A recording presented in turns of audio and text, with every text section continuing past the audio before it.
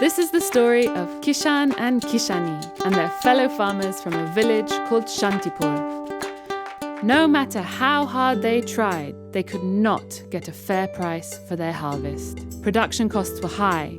They earned very little to support their family. One night, Kishan came back from the market with only a few taka. Again, I couldn't get a fair price for our tomatoes. Why is this happening to us? It's not only us. Most farmers here have the same problems. Something has to change, or we'll all go hungry. I know, but what? As she kept on tying knots for the fences, Kishani realized something very important. Every knot she was making in a row, the fence was getting stronger and stronger. I know! What we need to do is work together with other farmers. My auntie in Nachol told me that all the farmers there work together and are truly thriving. Yes, a farmers' organization. That's what we need. Let's invite all the struggling Shantipur farmers to a meeting tomorrow. Next morning at the farmers' meeting, hello everyone! I called us together this morning to talk about our situation. Things aren't working well for any of us, are they? We all have the same problems.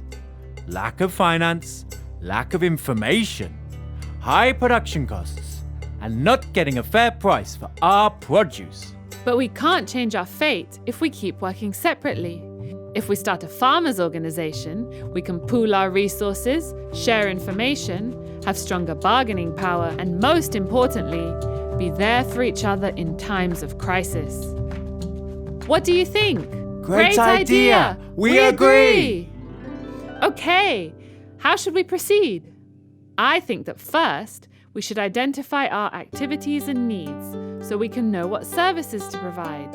We should also define our vision and establish a constitution.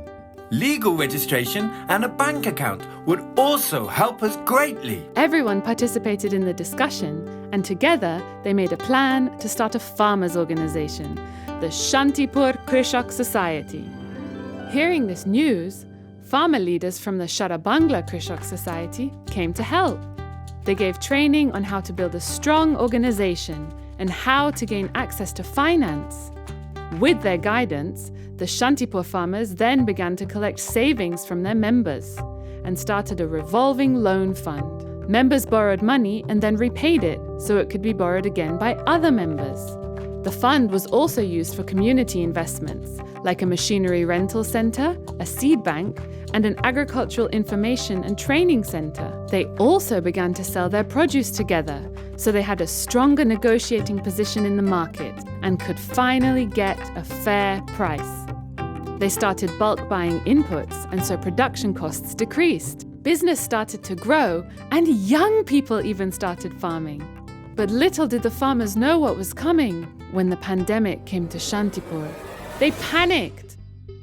Because of the lockdown, they could not get to the market and were on the brink of going out of business. What are we going to do? I feel so hopeless.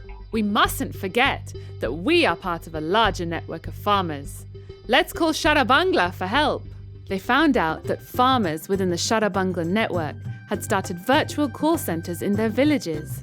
They were using mobile phone technology to buy seeds and fertilizer, sell their harvest, and get market information. The Shantipur farmers started their own call centre. It made business possible again for everyone. Hooray! All the farmers celebrated.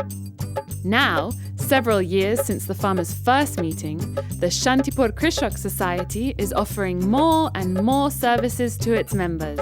The organization is flowering into a full farmer business ecosystem. Everyone works in harmony and is able to support their family and their community.